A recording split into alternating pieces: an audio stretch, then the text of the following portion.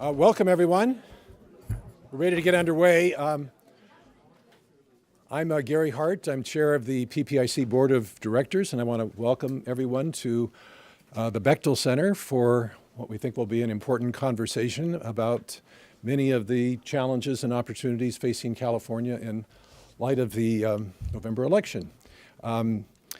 I also want to thank the Sutton family, Tom and Marilyn and Matt, who are here. It's the Sutton Family Speaker Series that is responsible for this event today, and their generous gift to PPIC to support sort of the ongoing dialogue about promising public policy here in California is very much appreciated. Thanks to the Suttons.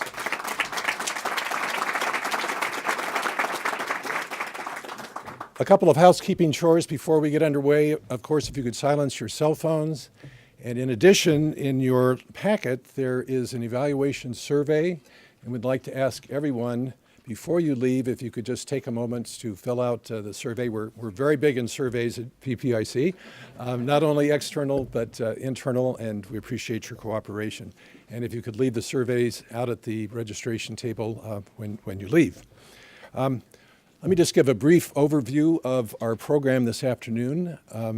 We are going to begin from hearing from our CEO and president and state director of the PPIC survey, Mark Baldassare, who's going to give some remarks in terms of context for the later discussion.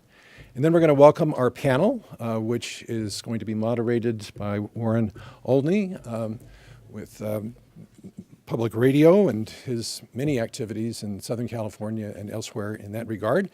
And we're going to be featuring on the panel Debra Saunders with the San Francisco Chronicle, a columnist, and Mark Shields, nationally syndicated columnist. And after the discussion led by Warren, we'll have an opportunity for questions from all of you. And upon completion of the program, there'll be a reception just next door, and we hope everyone can join us for the reception where we'll have an opportunity to continue the conversation. So with that, it's my pleasure to welcome and turn the program over to Mark Baldassare. Thank you very much. So I'm the warm-up act today, and so I just have a few brief comments to make to help set the context for the discussion that we're about to take, that will be taking place shortly. So good afternoon, everyone. It's just a pleasure to have Tom and Marilyn here, as well as members of the board and our guests and our friends. And this is a very special moment for us every year, the Speaker Series, which was made possible by the gift from Tom and Marilyn. And when we designed the Speaker Series, we designed it with in mind that we wanted to feature not just our expertise, but the bold, innovative ideas about promising new policy initiatives that there might be out there, either nationally or in the state. Last year, which was our first of the Speaker Series, the focus was on the Great Recession and Recovery. This year, the focus is on the elections and governance. And as somebody who does public opinion work for the Institute, I can say what a difference a year makes in terms of the public opinion that we're seeing this December compared to last December.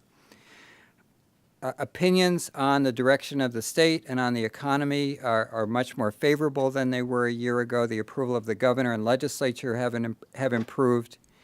And for the first time ever in our PPIC statewide survey series, we're seeing more residents say that California will be a better place to be in the future than it will be a worse place to be in the future. And that was, to me, the most remarkable of the findings of the results that we just released recently.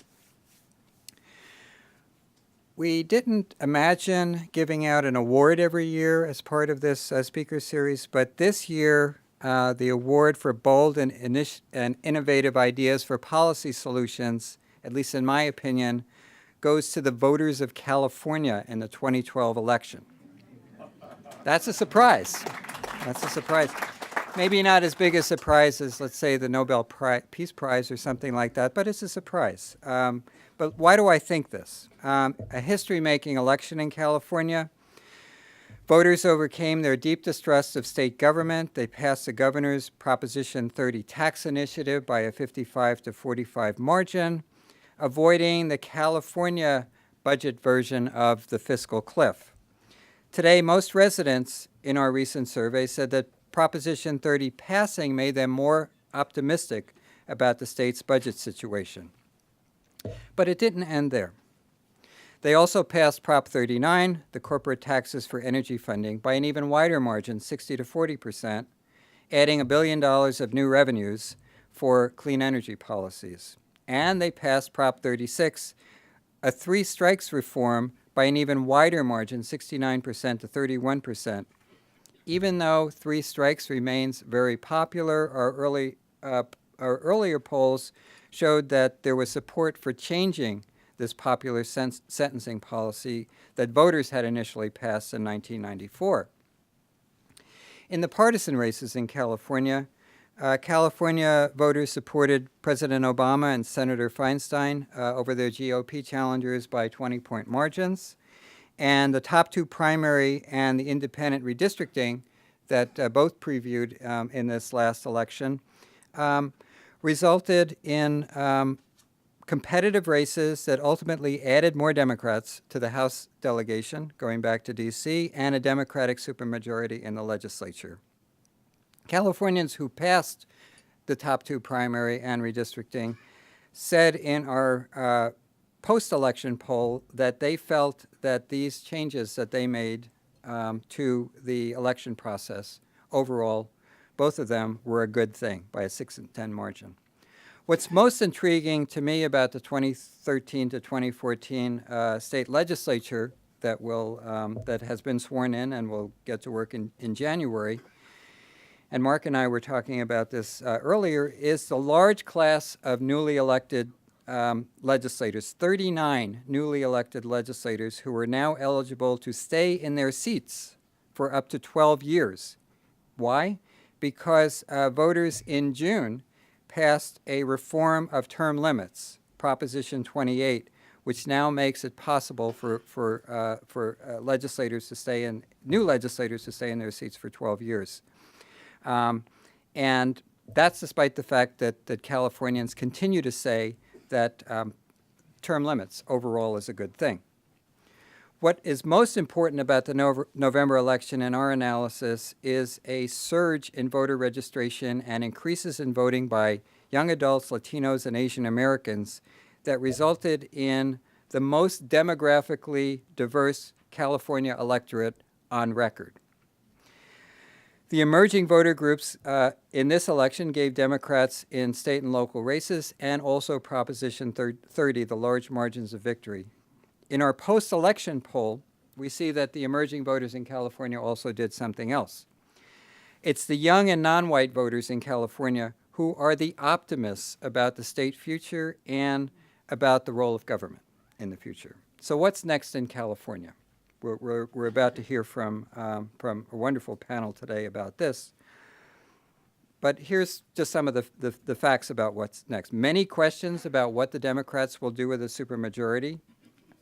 Our post-election poll said that voters want to see them do a better job on spending the taxpayers' money, and they're not interested in seeing their taxes raised anymore. Among the relevant issues that we'll be watching at PPIC in this upcoming session of the legislature, what will be the next trends in K through 12 and higher education spending, how will health care reform be implemented at the state level, water policy, climate change, energy policy, and governance and fiscal reforms. What will be next in governance and fiscal reforms? Californians tell us in our polls, most recently the one that was just released, that they still like Proposition 13. But they also tell us that they're willing to see changes in commercial property rates. They tell us that they really like the initiative process. by very large numbers. But they also want to see some changes in the initiative process, particularly as it relates to financial disclosure on yes and no campaigns. And it will be very interesting for us to watch what changes get enacted by the legislature that will have impacts on expanding the voter base as the state's changing demographics continue to take place. What's next for the U.S.? We will be hearing from our panel on that as well. But without the ability to call on the voters in the initiative process to overcome gridlock, Californians will be waiting and watching, as with the rest of the nation, as to what the President and Congress will be doing to try to avert the fiscal cliff. Beyond that, when the new Congress convenes in January, we'll see what might take place in terms of the economy and budget, immigration reform, healthcare reform, climate change, education policy. We'll hear more from our speakers on that momentarily, but for all of us, it should be a very interesting year to watch in U.S. and California. Before I turn the program over to our panel, are there any quick questions for me? Because you won't have a chance later. Are there? Okay. Well, thank you. Thanks for joining us today. It's my great pleasure to introduce our moderator for today's discussion, Warren Olney. And at this time, the three of you can join Warren on the stage. And let me just say a few words about Warren while everybody's getting settled. And Warren will introduce our panel. Warren is a host and executive producer with 2 exceptional shows on KCRW, Which Way LA and To the Point. When he recently received a Lifetime Achievement Award by the Radio and Television News Association of Southern California, this was the comment. Warren, somebody who asks the right questions and gets the best people to answer them all the time. Well, I know we have the best people here today, so welcome to our panel, and, take it away. Mark Baldassare has been on both my local and national programs so many times that I'm very happy to be able to return the favor and be on his program, and I'm very pleased to be here, and thank you all for being here as well. The PPIC is a very important institution in California. I think the reports that it puts out are very important. I wish more of our elected officials would read them, take them seriously, and perhaps use them better than they do to structure the policies of the state. I don't think that much needs to be said about either of my co-panelists here who have already been introduced and who are extremely well known to all of you. But let me just briefly say that Debra Saunders, who formerly was in Los Angeles, now, of course, blogs as a token conservative in San Francisco. I have to be the one to say I bring you greetings from the land of the Philistines. She can't do that anymore. It has to go to me. She, of course, is syndicated and appears on many television programs, as well as having her column in the San Francisco Chronicle. Mark Shields also is syndicated by the same service. We learned, all of us, earlier today. He has been on the NewsHour, or PBS NewsHour, since 1988. And has appeared, of course, many, many times in many other places, as well as writing his column. So that being said, let me turn first to Debra Saunders, and the big question that Mark raised, obviously, and the principal one we're here to talk about, is the consequence of the election. What happened on November 6th? Why? Where did we start? Where are we now? What do you think is the answer to that very broad question? From the standpoint of a Californian, and a conservative Californian at that. Let me talk as a Republican for a second. I think the biggest thing that I got out of 2012 is that you need better candidates when you have a primary. The Republican field was very crowded, but it didn't have a lot of strong top drawer candidates. Mitt Romney was the best in the field, as it turns out. And it's funny because this was in certain ways such a dated ticket. There was nobody who was really currently doing anything. You had Mitt Romney, who had been Massachusetts governor. You had Newt Gingrich, who had been the speaker. You had Rick Santorum, who had been a senator. Well, I guess Herman Cain still did talk radio sometimes. But Rick Perry, governor of Texas, got in briefly. But there really was sort of this, there were some wonderful people who were serving in office. Mitch Daniels, governor of Indiana. Rob Portman, senator. Chris Christie, governor of New Jersey. I mean, these are candidates who I think, even if they hadn't won the primary, would have brought something, would have made it a more dynamic and a more realistic process. And the second thing I think I learned from the primary was don't have so many debates, because these debates just kept pulling the GOP field further and further from the middle. And President Obama ran a base campaign. He wasn't playing to the center in this campaign. He was playing to the left. But Republicans weren't in office. They had to work harder. They had to work to the middle. And the whole primary process, I think, worked against them. And I think the most notable moment, the one everyone remembers, was when they were asked if they would vote for, if they would agree to a tax hike if there were $10 in spending cuts for every $1 in tax hikes, and they all said no. And that was a moment, I think, where they lost a high ground, and I think it was a sad moment. I'm not going to really beat up on Mitt Romney, because I think you look bad when you say this guy should be president and then you decide he's an idiot when he lost. But I do think that, I will say one mistake I think he made, and that is he never should have run for governor of Massachusetts. Because it pulled him so far more to the left than I think was his natural inclination. And then he decided to go all the way to the right on everything, and it just, I think, undercut his credibility. The president used, he really used office well. The perks of being in office and the things that you can do.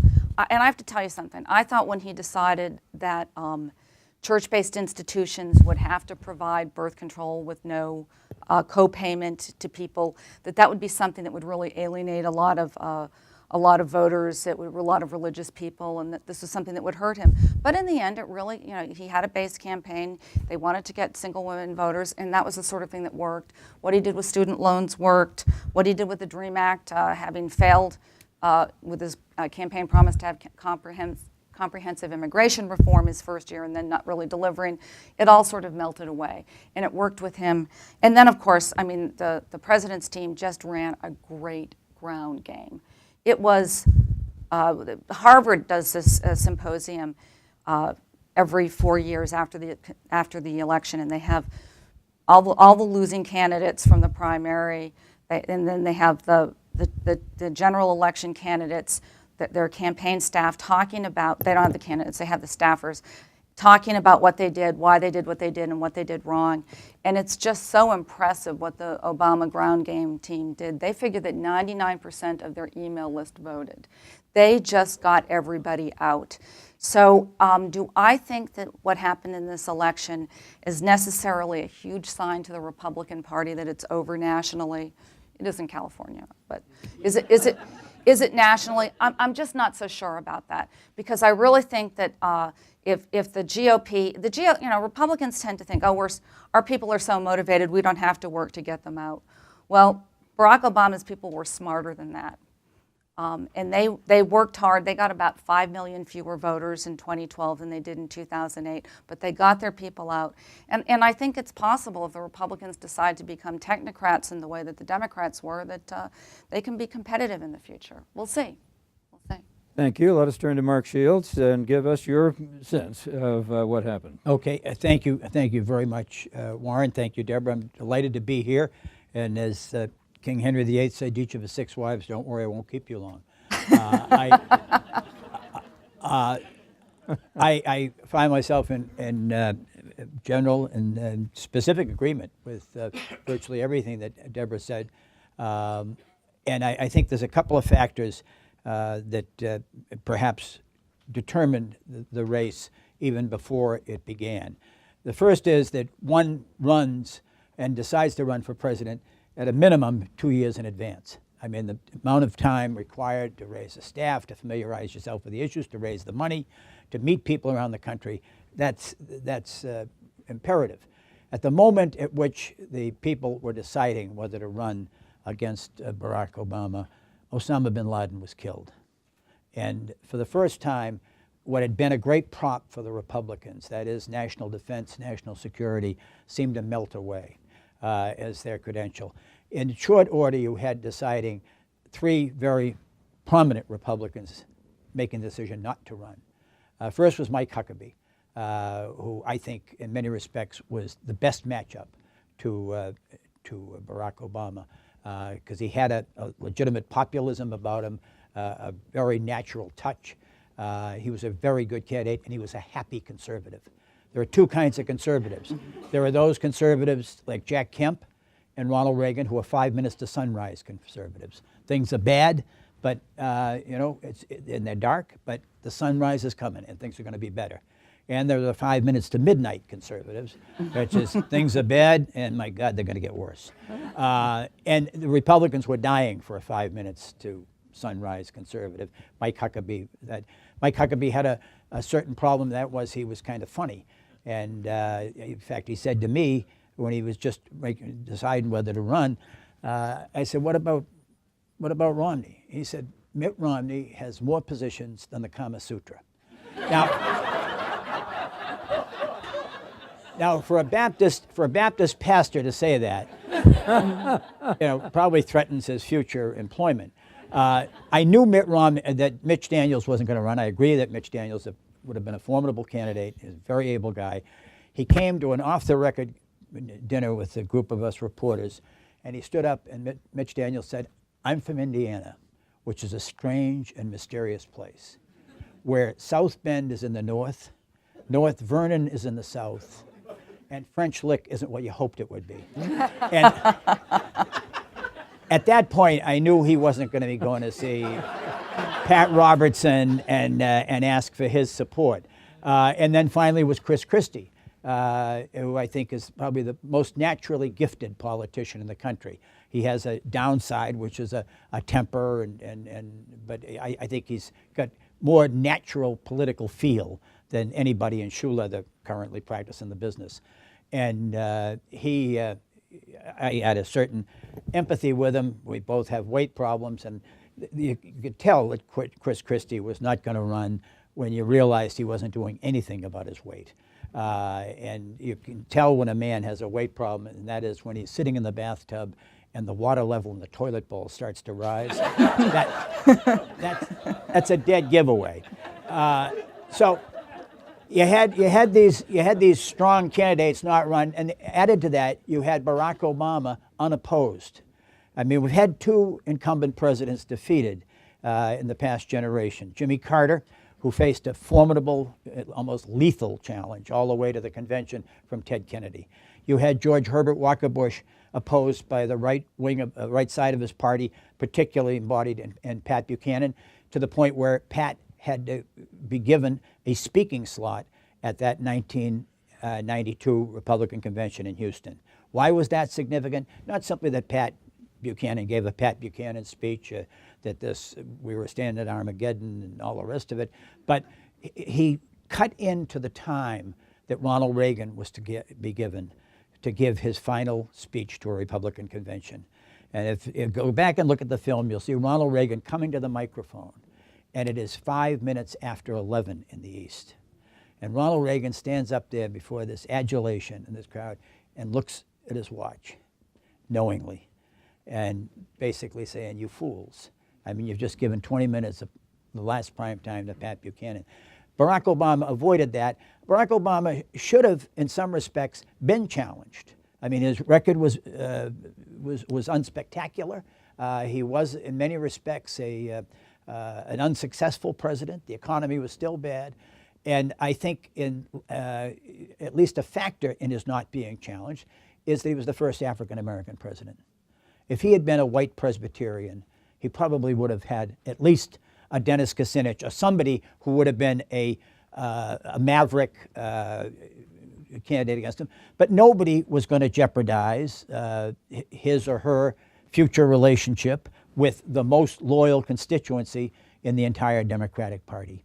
Now, just fast forward to that, to the campaign. A couple of things happened in the campaign that nobody had foreseen.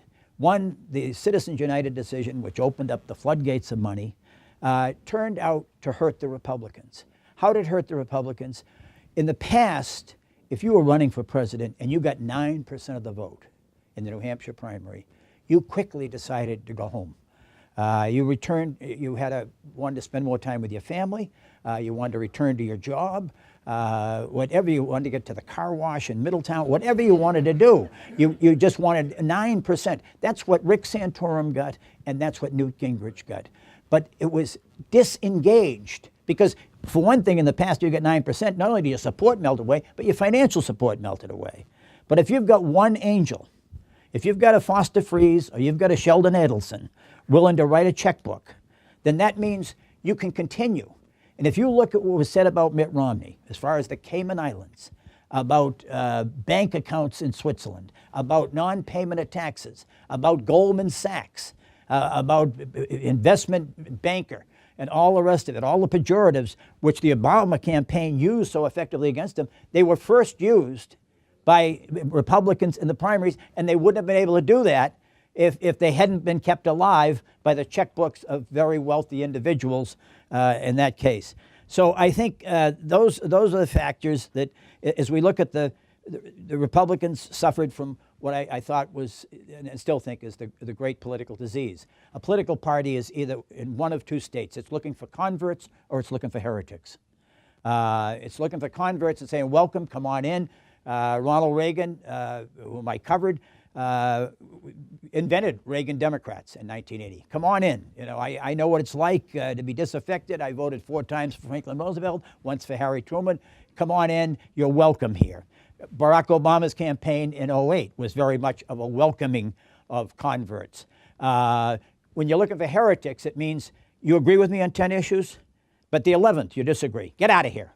And that's what the Republicans ended up doing in the 22 debates. If I were a Republican, and thanks because I had wonderful parents, I'm not.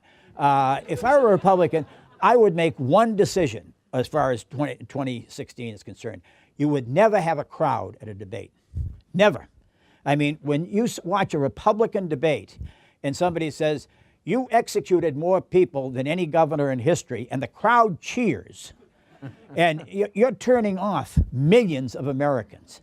Or somebody, and Ron Paul stands up and says, if somebody comes and they don't have coverage, and they come to the hospital, you're going to take care of them whether they can pay or not, and people boo in the audience. I mean, you're turning off millions of people. I mean, so you're far better off having fewer debates and having them in a studio. Last point, and that is, whenever a candidate loses, campaign loses, there are 4 definable stages the losing party goes through. The first one is they blame their own candidate. You recall Democrats in 2000, it was Al Gore's fault. Al Gore was so dull, his Secret Service name was Al Gore. I mean, there was, it was John McCain's fault. John McCain's fault in 2008, he chose Sarah Palin. John Kerry was too French. Whatever. Bob Dole was too Bob Dole. You just go right through. You just find fault with your own candidate, and it satisfies your emotional mosquito bites, but it really doesn't do anything.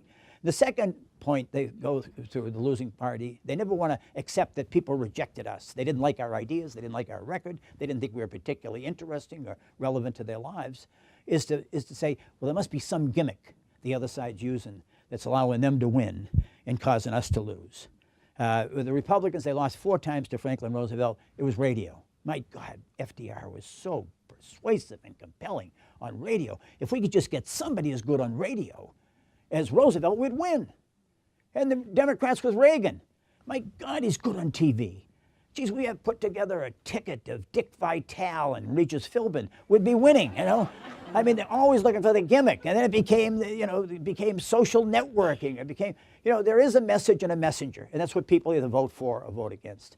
And the third point, and the most dangerous point in the entire political compass, is blaming the customer.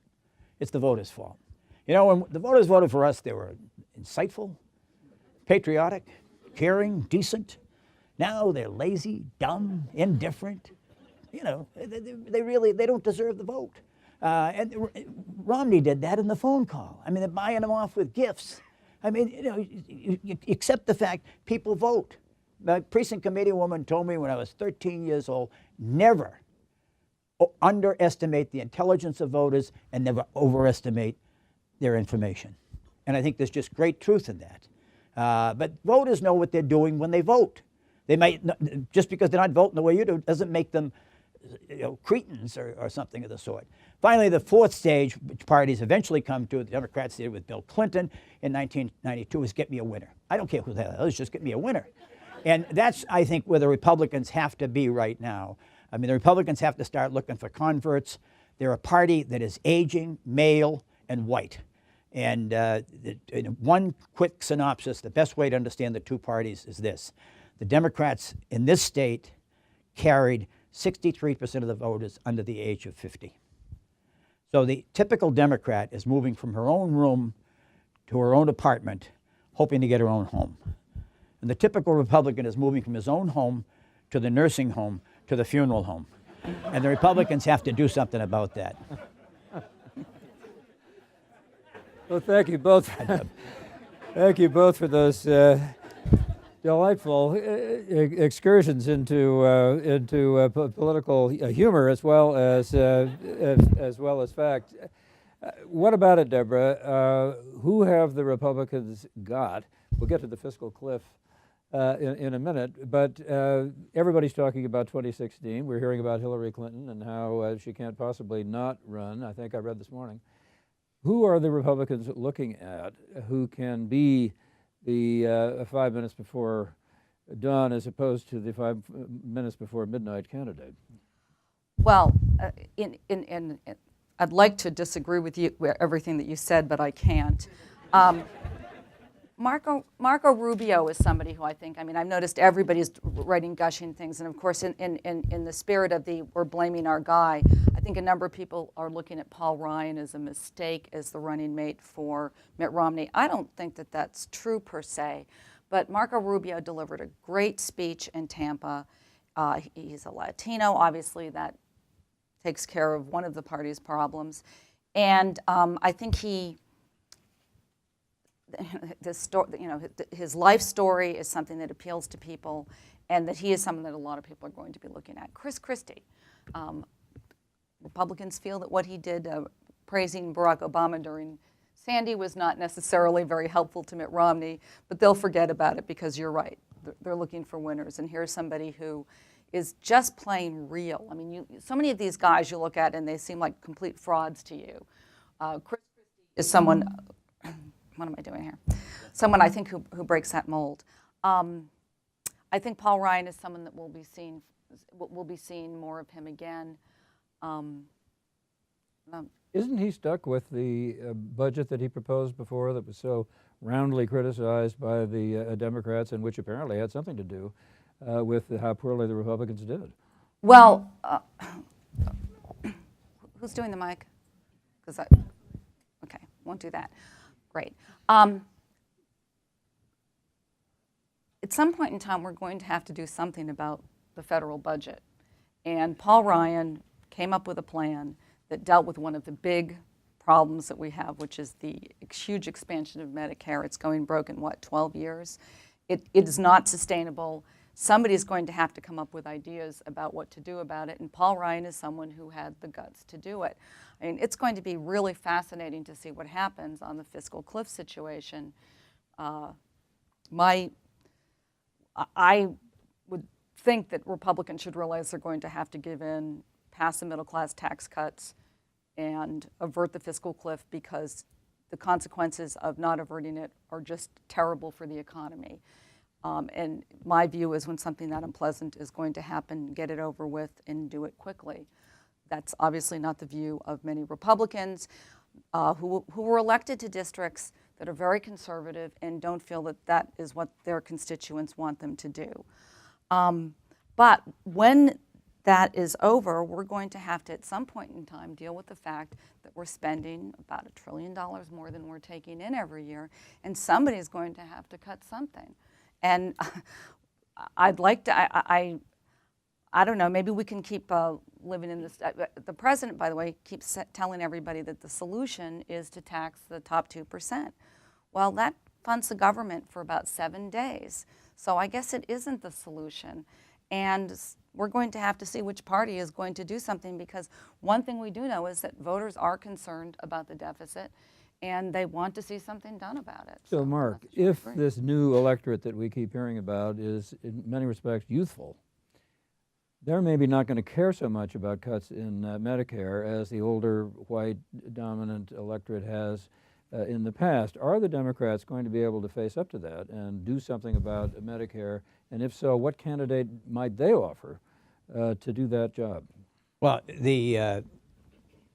I think the Democrats are in a stronger position to make the adjustments in Medicare, which are required and have to be made, and because I think they're believable that they have supported the program. Nixon to China. It is Nixon going to China, in the sense that if who do you want, if cuts have to be made, who do you want making those cuts? You want somebody who believes in the program, wants to save it, wants to preserve it, wants to protect it. But the place where I guess I disagree with Debra is that voters perhaps should be more concerned about the deficit. They aren't. They're more concerned about jobs. They're far more concerned about the economy. And if it means a trade-off between doing something about the deficit and stimulating the economy and improving the economy and creating jobs, they far prefer that the effort be expended there. Marco Rubio is a great political talent, just to address that point. But he's not the answer to the Republicans' problem with Hispanics, Latinos. He's a Cuban. I mean, saying that the answer to the Hispanic problem is a Cuban is a little bit like saying I'm going to get an Irish candidate who's a member of the British royal family. I mean, it just is not a natural fit ethnically. And there's an entire difference in the whole political climate and culture of the state of Florida. I think the Republicans would be better off with a candidate who had won in a blue state. That shows, and I think Christie meets that test. Bobby Jindal is a very talented guy. He's the governor of Louisiana. Louisiana is a very red state. I always thought the highest praise I ever heard paid to Bobby Jindal was when he was running by Billy Towson, the former congressman from Louisiana, who went to pharma and cut the deal on the health care bill that pharma would be exempted from providing drugs at a generic rate under Obamacare. And he'd been a Democrat who became a Republican. He was a great survivor, Billy. He still is a great survivor. But I asked him about Bobby Jindal when he was elected. He said, understand this, in Louisiana, we've tried honest and we've tried smart, but we've never tried them together as a governor. And I mean, Edwin Edwards was probably the smartest governor I ever covered, but he'd steal a hot stove and go back for the smoke. I mean, he was that. And they had some governors who were, really, you could clean out both ears with one long continuous Q-tip. I mean, there was nothing happening with them. But I think that's what Christie does bring, is that Christie is somebody who's won in a blue state. I think that is something that's important for What about the Democrats? Have they got a Latino or somebody who can appeal to the Latinos? Well, I mean, they've already got a strong appeal, a natural appeal to Latinos. I mean, they're an emerging Latino candidate. One of the problems is the place where we're sitting right now is California. I mean, California did provide this nation with a lot of political leadership. From 1948 all the way through to 1988, there were 11 presidential elections. The Republicans won 10 of them in California, 10 of them. I mean, think about that. And I do. yeah, no, seriously. but what's remarkable is that in 8 of those 10, there was a Californian on the ticket. You know, I mean, which is rather remarkable, starting with Earl Warren in '48, but you know, Nixon and Reagan, and you know, you tell me California, the farm system, and you're not producing national candidates in this state. I think Kamala Harris, our Attorney General, may be somebody Okay, you'll see. all right. You'll see is Okay, but I mean that name that's on the ticket. that is one of the problems of California becoming. I mean, in 1988, when George Herbert Walker Bush was elected president, he carried California, he carried New Jersey, he carried Illinois, he carried Michigan. Every one of those states since then has only voted Democratic. I mean, we've got 18 states that have voted Democratic in the last 6 presidential elections, plus the District of Columbia, that totals up to 252 of the 270 votes that you need to get elected president. I mean, you know, we've got to do something to revitalize and re-energize and modernize the Republican Party. I mean, it doesn't do the country any good to have a one-party system, and we're heading toward it. I mean, there's one big state that still votes Republican. That's Texas. And don't take my word for it. Jeb Bush pointed out this summer that given the demographic direction, Texas will be 20% Anglo in 2040. 20%. So Texas is heading away from the red, away from the blue. Now all you've got, if you're a Republican, is a lot of real estate. I mean, you got Kansas and the Dakotas and Idaho and everything else. You don't have any votes. I mean, if you're not competitive, you're not even campaigning in New Jersey. You're not campaigning in California or Illinois, and you're just making a pass at Michigan. You know, I mean, and you lose Virginia in 2 successive elections, and you lose Florida in 2 successive elections. I mean, I really think every American has a responsibility to think about what is necessary and helpful to revitalize this 2-party system. Let's talk about something that's going to happen day after tomorrow or within the next 3 weeks. You mentioned the fiscal cliff and said you thought that disaster would impend if we couldn't get past that or avoid it. What about John Boehner right now? Everybody's assuming that the president has the upper hand. Boehner has indicated that he's in favor of allowing taxes to rise, but there's already a group of new Republicans in the caucus that are talking about rebelling in the event that he does that, and perhaps even challenging him as Speaker. They haven't even formed the new Congress yet. Where do the Republicans stand on that? And is it a lose-lose situation for them? I think John Boehner, I think the fact that Tom Cole from Oklahoma came out and said, come on, we're going to have to go and raise taxes, it was a sign that I think he did that to give John Boehner cover. I mean, I think the fact that Tom Coburn, also from Oklahoma, Dr. Coburn, the senator, he said this as well. There's definitely a movement where people are understanding that this has to happen, and I don't think in the Senate. That's correct, but it still brings cover. And Tom Cole is not. Tom Cole's Tom Cole's in the. Excuse yeah. me. Okay. So I think that you're going to see a certain. You don't need all of the Republicans to vote for it. You need enough. And I think that there's also a feeling among people that, you know, it's funny, there are so many Democrats who are saying it's okay if we go off the fiscal cliff. Now, I'm horrified at the idea that they think that, but that's how hardcore they are. Either they're just better negotiators and they're willing to say something that they don't think, or they're willing to go off the fiscal cliff because they're so anxious to get 7 days worth of revenue because that's going to solve the problem. But I think the Republicans are going to have to move on that. I think that they will. I hope that they do it sooner rather than later. But then what do you do? I mean, I think, Mark, you made a great point about how people are worried about jobs. And there are a lot of things you can't do right away. Because I thought that the 2% payroll tax cut was a bad idea, wouldn't stimulate the economy. I wouldn't dare raise it right now. I would be afraid of what the effects would be. We've got a really shaky recovery. But at some point in time, again, there are some, and at some point in time, we're going to actually have to be willing to do something that Washington says they're going to do. I mean, they say that they're going to deal with health care by reducing what payments to hospitals. And then almost every year now, or however often they're voting, which isn't as much as they used to, they decide that they're going to put off the doc fix. They're going to put off the alternative minimum tax. I mean, Washington, they keep cutting into the future and then not doing it. And there are consequences to this. So, I would be very careful about not doing anything to rock the boat if I were a Republican politician in Washington. I'd also be aware that you've got to do something to show. Maybe you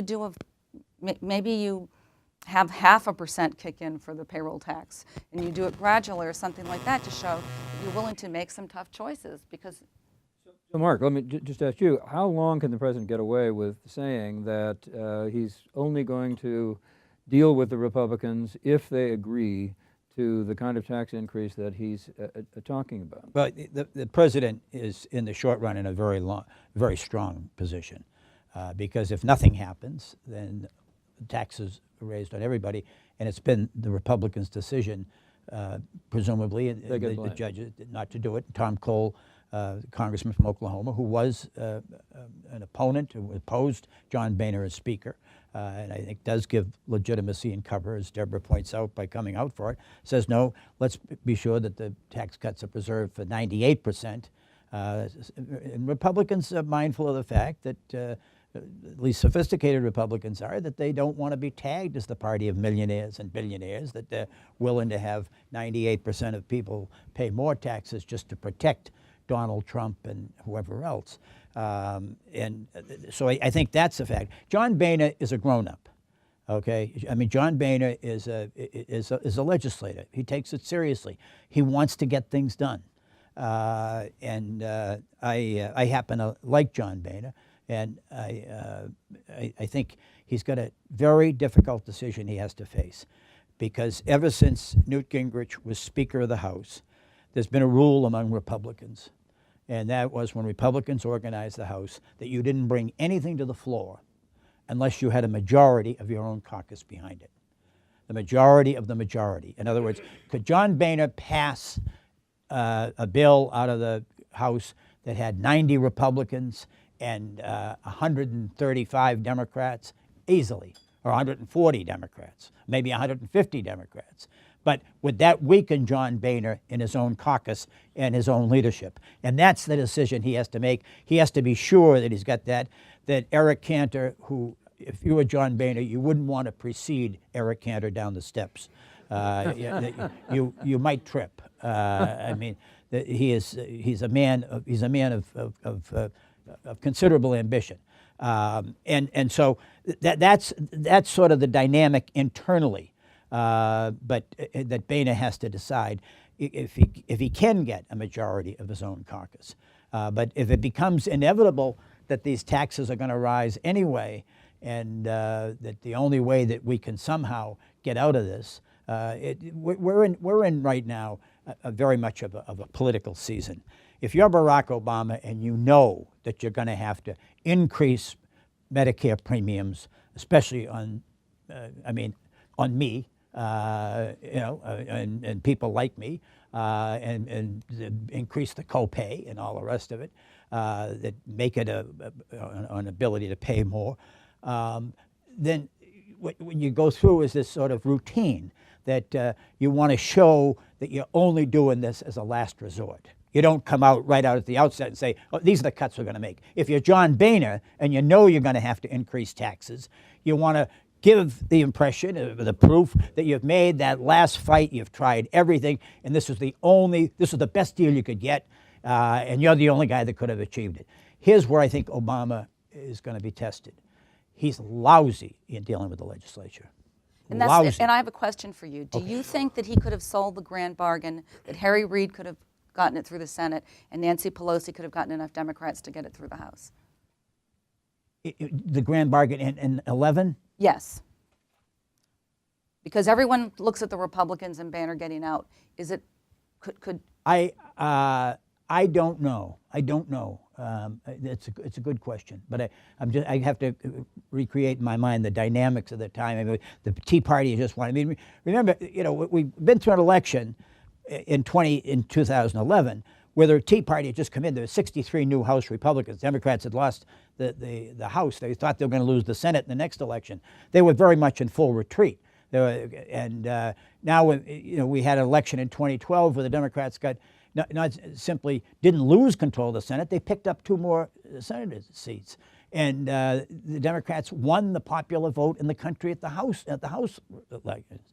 So what you have, I mean, is a problem for the Republicans that is this serious.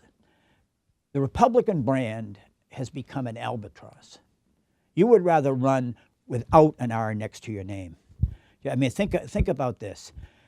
Linda Lingle was twice elected governor of Hawaii. She should have been competitive as a United States Senate candidate from Hawaii. I mean, she was a popular, effective governor. She never even got into the race because she was carrying Todd Akin, she was carrying Richard Murdoch, she was carrying the Tea Party and all the rest of them with that R. The same thing with Scott Brown in Massachusetts. Scott Brown should have won in Massachusetts. I mean, Elizabeth Warren was a formidable candidate, don't get me wrong. But he had an appeal. On election day, he had a favorable personal rating of 63%.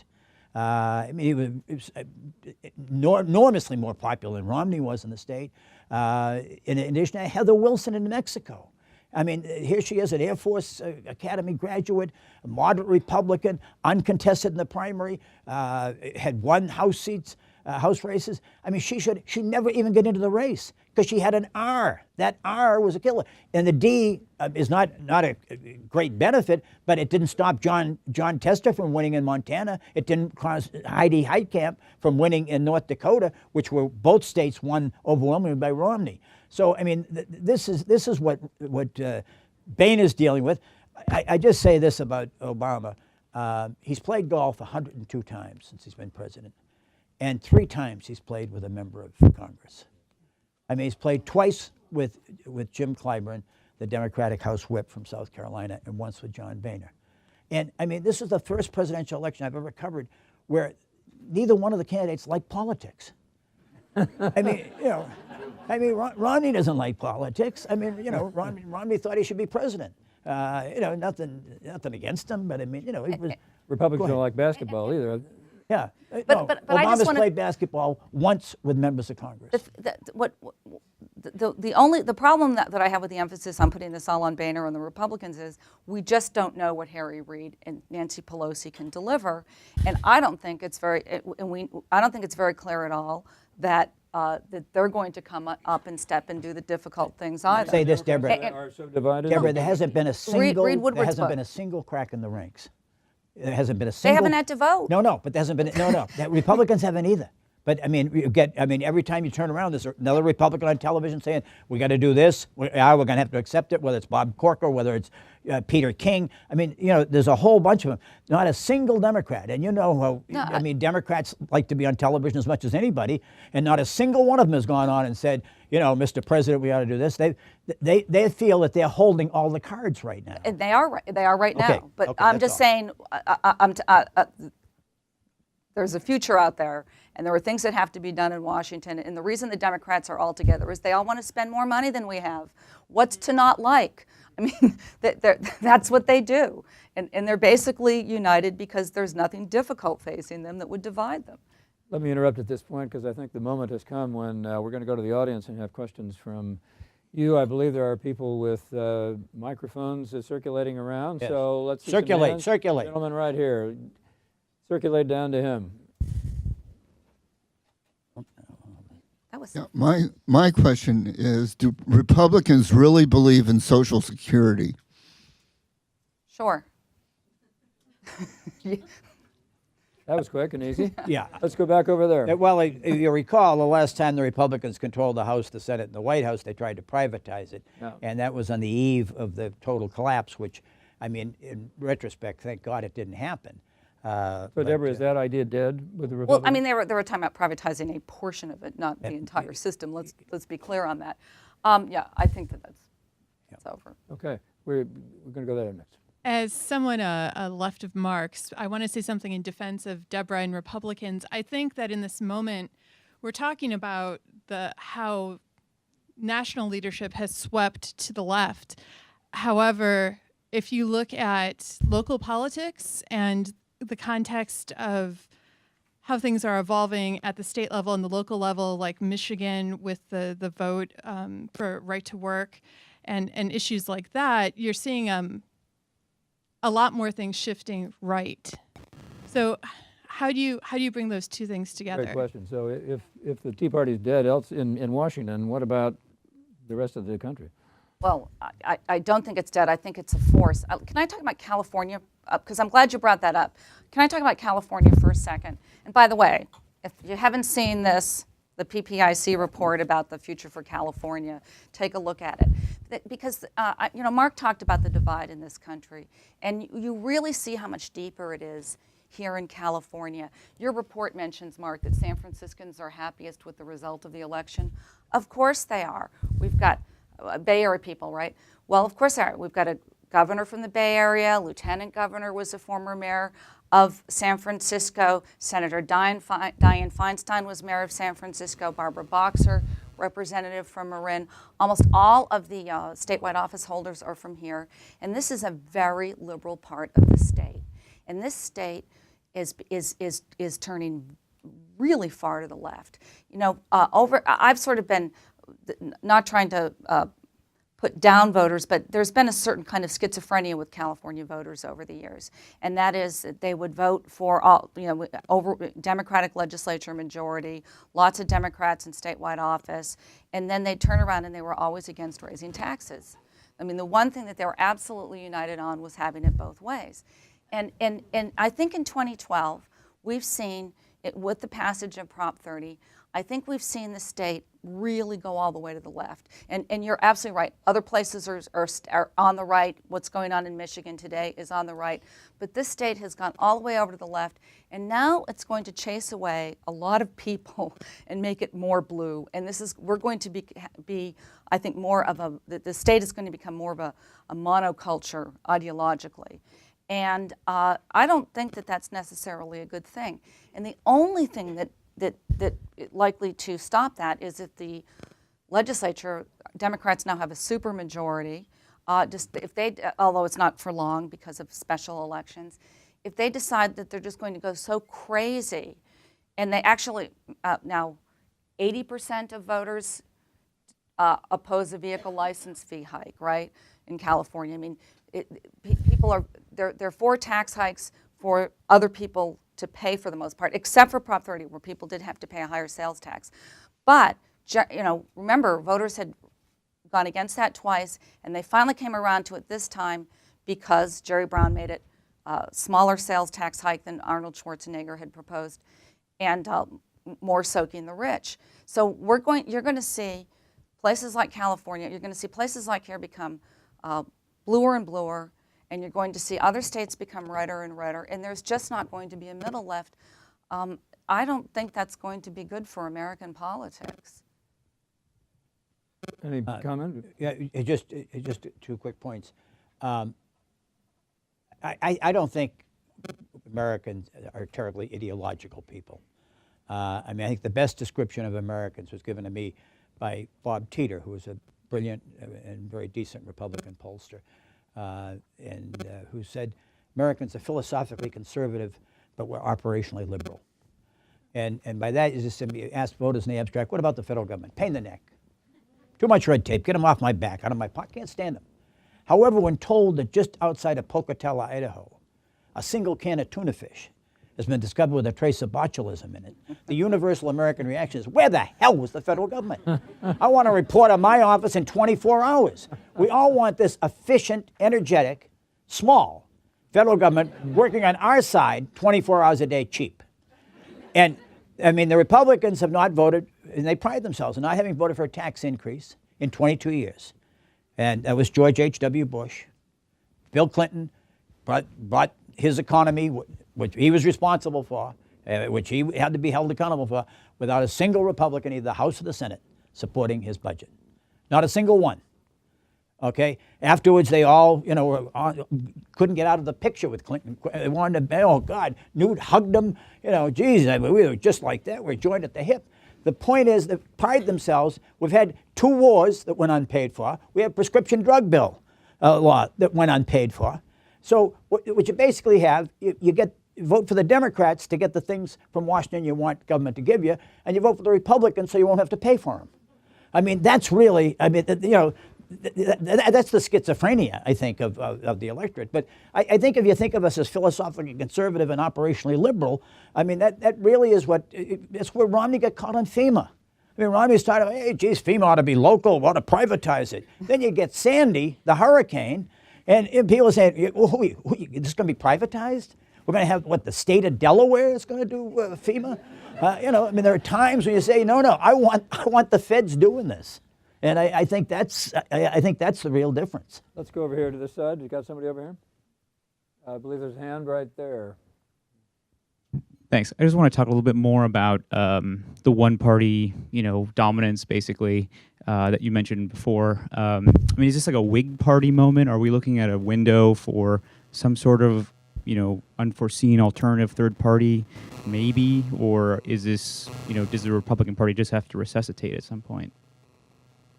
Who wants to take that one? Go ahead. I think that Ron Paul never had a chance of winning, but he actually drew young voters, and I think that the Republican Party ought to look at those incredibly enthusiastic young voters and take a page from Ron Paul. In addition, I think that Mark's so right. The Republican Party really wants to win now, nationally. And here in California, I know that we're not likely, things could happen. But it doesn't look like we're going to have a Republican governor or legislature anytime soon. So I think they're going to be looking for a winner. And a winner is going to be somebody who can get things done. They're going to be looking for, New York Times had that story about how voters are looking for people with more experience in government. And I think you're going to find sort of a pragmatism that basically born out of desperation. Yeah, no, I think that's right. Just to tell you how old I am, okay? 1965, I was working on the Voting Rights Act in the Congress. The Voting Rights Act was important. In '64, would pass the Civil Rights Act, which basically opened up public accommodations. African Americans could go to theaters, go to hotels, go to restaurants. But the Voting Rights Act was going to change political power in the South because blacks have been systematically denied the right to vote there. And it was sponsored by Lyndon Johnson. And the Democratic leader of the Senate was a man who I think is one of the great heroes of American history, a man named Mike Mansfield, Montana, and majority leader longer than anybody in our history.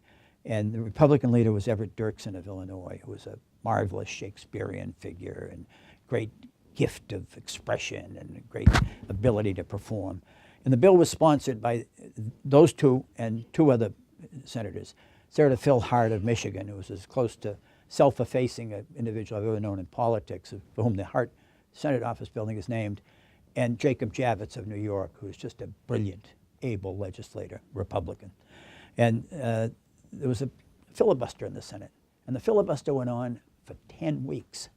And it was a real filibuster. It was 6 days a week, and they held the floor. These were Southern Democrats. Make no mistake about it. They were Southern Democrats. They were very powerful. Richard Russell of Georgia, and John Stennis of Mississippi, and Jim Mason of Mississippi. And every day, Mansfield and Dirksen would meet with Hart and Javits to plan strategy and who was going to be on the floor. When somebody tried to bring something up, you had to cover the floor at all times. And then they'd meet with the press at 3 o'clock in the afternoon.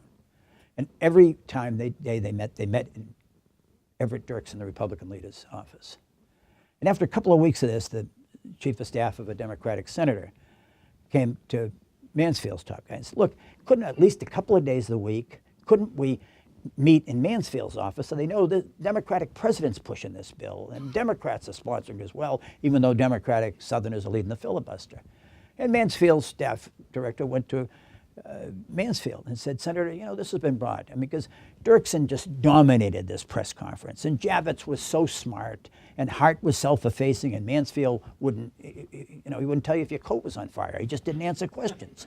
He'd say yes, no, and Dirksen would give this biblical Shakespearean answers and great copy and so everyone was saying Dirksen and Javits, and they went and said, Senator, there's been a complaint raised, and couldn't we at least 2 days a week meet in your office so that people know it's the Democrats who are sponsoring this bill as well.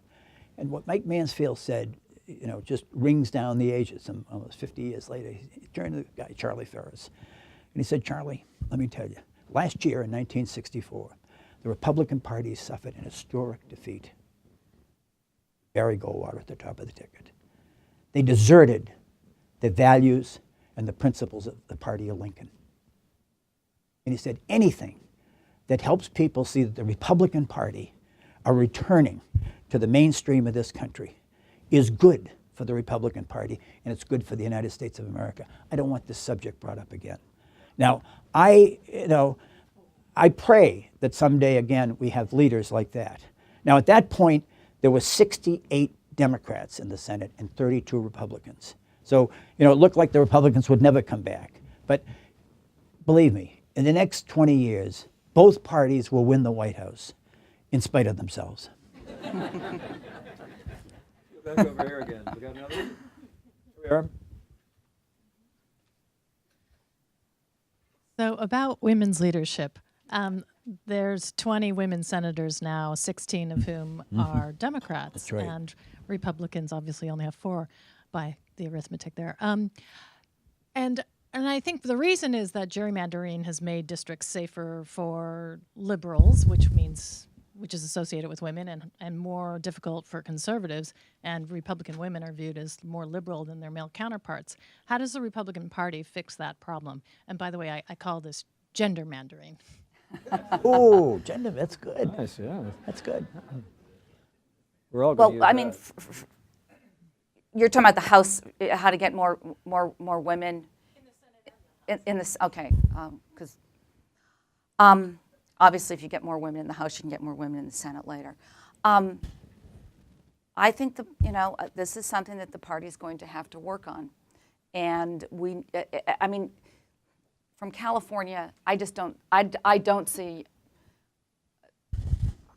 It's not like I see a lot of Republicans around me running for office all the time. I mean, it's just not something that we see here. That you're going to see them more in Southern California. We just had, Barbara Albee, who was a state lawmaker, just passed away. And I have to say, in that primary, I like B.T. Collins. He was just such a great candidate. The party's going to have to work at drawing more women out. But I think the Republican Party just has to work at getting everybody. It's got to work at, we were talking earlier about what's going on in Michigan today. As you know, the governor, I think the governor just before we came here signed. Did the governor sign? Yeah, right. Okay. Yep. So, the Republican Party used to have better ties with labor. Reagan got the PATCO endorsement, the air traffic controllers. There are a number of Republicans who really, Republican lawmakers, Dan Quayle sought the labor vote. They used those are votes that they used to seek. So obviously the Latino vote, but then I look at Republicans are going to have to work to get Latino votes. I think pushing the DREAM Act is in the party's interest. But it's it is district by district, and you have to have the right candidates. I don't know. I guess I don't have a great answer for that. But it is election by election, and you're going to have to look at the constituents of that place. So you can't tell somebody that they have to do this on immigration in certain districts. It's just not going to work that way. Yeah, I was always sure, just to show how wrong I can be on a regular basis, the first woman president would be a Republican. I just thought it made more sense, and a whole host of reasons. There are 2 presumptions or prejudices voters have about women candidates. First is that they're more honest than men, and the second is that they're more compassionate.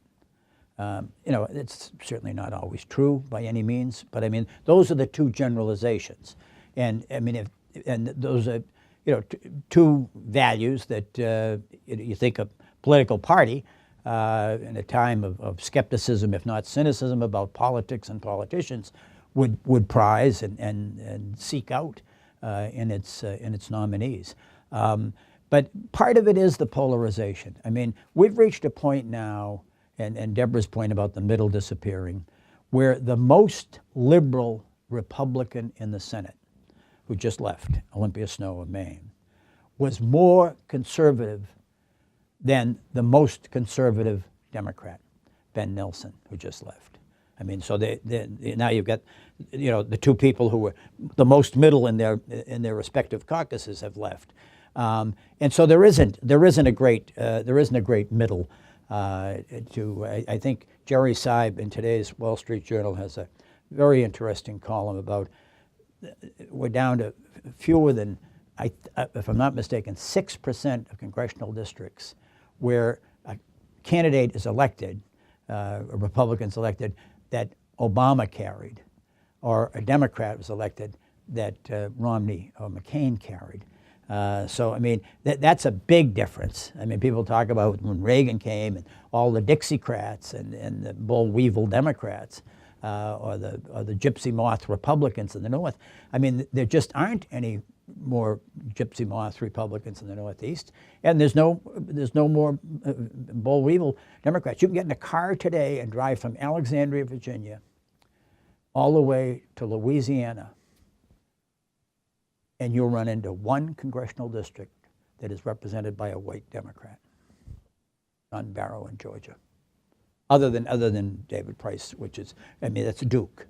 I mean, it's the Duke Chapel Hill district. It doesn't count. I mean, it's just sort of plopped into North Carolina. But every other congressional district, the Democrats are African Americans, and the whites are Republicans.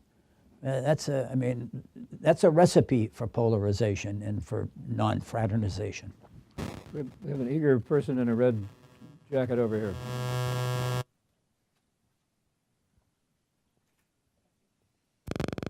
So when I want to get back to the fiscal cliff and the things that Boehner is faced with and the president's faced with, assuming that we could get the decision made before this Congress leaves, I'd like you to talk about what the differences are going to be. I know some folks from Washington, where I used to live, that are pretty pragmatic Democrats that are going to be looking for good, pragmatic deals. What's the flavor of the House and the Senate with the new crew that's going to come in? Because we've been talking about what's going to happen about the cliff. Assuming they can get through this now, does Boehner have a better chance of some pragmatism or worse, or just kind of your comments about that? By the way, I just wanted to mention Nikki Haley and Susanna Martinez were some of the people who spoke at the Republican convention and may well be some figures who we see in the future. I think everybody talks about whether or not the Republicans are going to be practical. Again, at some point in time, that's something that Democrats are going to have to do too. Oh, okay. Can you say your question one more time? In terms of the general makeup of particularly the House, but both the House and Senate, is there a more pragmatic group that has come in that may have the toughness on both sides of the aisle, I'm not talking Democrats or Republicans, that could change the tenor of the decision making over the next few years? So, I'll look at my congressional district was represented by a man named Pete Stark, and Pete Stark was not a good congressman. He's a Democrat. He called a lot of people a lot of names. He accused me at an editorial board meeting of giving money to his Democratic opponent. And one of the signs of hope that I see is that the top two primary system may bring more moderate people into office. And Pete Stark lost re-election. A young Democrat named Eric Swalwell challenged him because of the top two primary, and he won. And maybe we want to be hopeful. It's nice to close on a sort of hopeful note. Maybe with the redistricting that we've had, and with the change with top two, you will see I mean, Pete Stark is somebody who had just been in Congress too long, wasn't particularly productive. Now you have a Democrat who won there, who had to reach out for Republican voters to win, had to get more moderates in, and maybe we'll see some of that with the new top two primary system. On the other hand, you look at the Berman-Sherman race. Brad Sherman beat Howard Berman because of a gerrymandered race. You had two top Democrats running against each other, and this was also proof that the hard knuckle politics often win too, and that we're going to basically see more of the same. I guess what I'd add to that is that the realization that the loss of confidence, hemorrhaging of confidence in both government and the private sector is the single, I think, most important domestic phenomenon of the past 8 years. I mean, people have lost confidence in Wall Street or the financial community or corporate America. They've lost confidence in government. They've lost confidence. And I think the realization that if, in fact, there is a failure here, a bad stumble, and all of a sudden that's reflected in economic loss of confidence, that it isn't just going to be an economic price we're going to pay, that it's going to doom Obama's second administration, because there's going to be an absolute loss of confidence that government can do anything. And I think that's what is sort of the psychological underpinning of this whole fight right now, beyond politics. They have to get it done. They have to prove, after all the kabuki dance and everything else, they have to prove that they can. They can come to a decision that they can at least confront. Not completely. They're not going to do it completely in a week. They're not going to reform the tax code in a week. I mean, I went through the last tax reform, and it was Ronald Reagan ran in 1984 for re-election, his Morning in America campaign, which was a wonderful campaign. He carried 49 of the 50 states, and he stood for nothing. I mean, basically ran on, aren't things better? And people said, you better believe it, they're better. And they voted for him.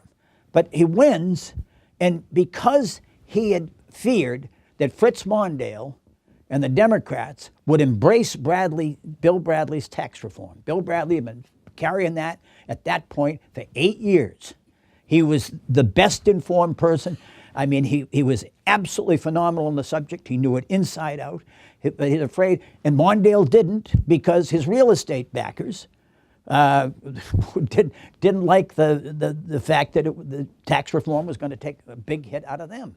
So he never did. So in anticipation of it, Reagan appointed a commission in the 1984 campaign, headed by Donald Regan. And it was to report back in December on tax reform. He was trying to inoculate himself against Mondale's endorsing Bradley Gephardt. And Mondale never did. The commission comes in. Reagan has a great victory. He doesn't have an agenda. This fills the void. And it takes 2 years from that point. And it takes two absolutely brilliantly able legislators. Bob Packwood, who left the Senate in disgrace, and Danny Rostenkowski, who left the House in disgrace. But both of whom were enormously gifted legislators. And after 2 years, they got it done. And it's going to take the same thing on tax reform. I mean, it might not take 2 years, it might take 9 months. But I think when they do confront, and Obama confronts it, Boehner confronts it, and members confront it, they say, look, this institution, this government is going to lose all sense of trust on the part of the people and confidence on the part of the people unless you do come together and do something to get us through this. I think when that moment happens, your pragmatism will assert itself and prevail. But until that moment comes, I'm afraid we're into warring camps and posturing and posing, and that's where we are. Thank you both. This is the easiest job as a moderator that I have ever had. Wonderful. Really wonderful. I wonder if I could ask one final question of the panel, and this question is what's between us and being outside having some wonderful food for our reception. When we look beyond the fiscal cliff, there was so much talk after the election about immigration reform being something that sort of reading the tea leaves of the election, Republicans and Democrats seem to think that there would be an agreement. What do each of you think about the possibilities? Because that's a big deal for California immigration reform. Oh, I think Republicans feel that it's a life preserver at this point. They have to embrace it. Although one Republican was pretty candid and said, "Now wait, let me get this straight. We lost more in the Latino community in 2012 than we did in 2008. So the answer to our problem is to register more Latinos." I don't understand the arithmetic there, but I don't think there's any question that there is a desire in both parties for different reasons. Probably a greater sense of urgency on the part of Republicans. This is what makes Jeb Bush, kind of fascinating me. He's been the Paul Revere to the Republicans on this issue. I mean, he's warned them for going on 10 years now that they had to do it and that was short-sighted. And this comes back to the debates. This is Mitt Romney recreating himself. He'd been a liberal Republican governor of Massachusetts, so he had to establish his bona fides as a conservative. So what does he do? He runs against, on the right side of Newt Gingrich and Rick Perry on immigration. I mean, Rick Perry had a DREAM Act in Texas. 4 people in the Texas legislature voted against it. 4. Okay? So that if you're the child of undocumented child of immigrants, that you graduate from high school, the top 20% of your class, that you could go to the University of Texas or any of the state schools at in-state tuition rates. And so Romney proves he's tougher. He's Arizona blue, red, white, and blue on immigration. And it ends up the Republicans just getting murdered. So they've got to do something to come back and be competitive. I think there is a chance. Now, if Obama does it badly, on this, on the budget thing, he could cripple himself in dealing with the Republicans in the Congress. Deborah? So I'm really torn on this issue. On the one hand, it kills me that it hurts me that there are Latinos who think that Republicans are against immigrants, but I also understand that there's and I agree with people who think that we have to have immigration policies that aren't a magnet and don't draw people in to break the law. Immigration is a blessing for California, but it's also a problem for California. And you want to see an immigration reform bill that doesn't make the problem worse. And there is a problem. It's not all good. I think the DREAM Act is the perfect compromise because obviously people are not going to come into the United States so that they can have children who can go to college, right? That's just too far thinking. I think that the DREAM Act is a way of, and let's face it, once the kids become citizens, the parents become citizens, and the whole thing happens slowly. And I think that is the compromise that Republicans ought to be pushing. It works with the base. It's welcoming to Latinos. I don't believe that you punish children for choices that their parents made. I think it's wrong. Rick Perry made that point at the debate where Mitt Romney slapped him around. But I think that's what the Republican Party ought to be pushing. Warren, do you have a view? Do you think this will happen in the next legislative session? Will there be immigration reform? I think some form of immigration reform is probably inevitable. I think Republicans have already introduced some version of the of the DREAM Act, I can't imagine that the Congress isn't going to. But Mark, there's a reality, and that is the Iowa caucuses is still the first and most important fight, and that is the most virulently anti-immigrant Republican Party in any state in the Union, is the Republican Party of Iowa. So, I mean, you want to run for president in 2016, how are you going to finesse that? Steve King is going to run for the Senate in 2014, who's the leader. I mean, he's the Tom Tancredo of Sioux City. I mean, you know, that's what you're looking at, and I don't think it's an easy or simple call. Well, thanks very much. This was Great, a thank you. fabulous discussion. I want to thank everybody in the audience for being here today, for being part of this great conversation. Once again, thanking the Sutton family for making this conversation possible. Gary, Warren, Debra, Mark, thank you very much, and all of you. First of all, please fill out your surveys and drop them off so that we'll learn from this event. And please join us. And hopefully our panelists will be able to stay a while and mingle and visit and have some food. And please enjoy the time together and continue the conversation. And if I don't see you before the holidays and the New Year, have a wonderful holiday and New Year. Thanks for being part of PPIC.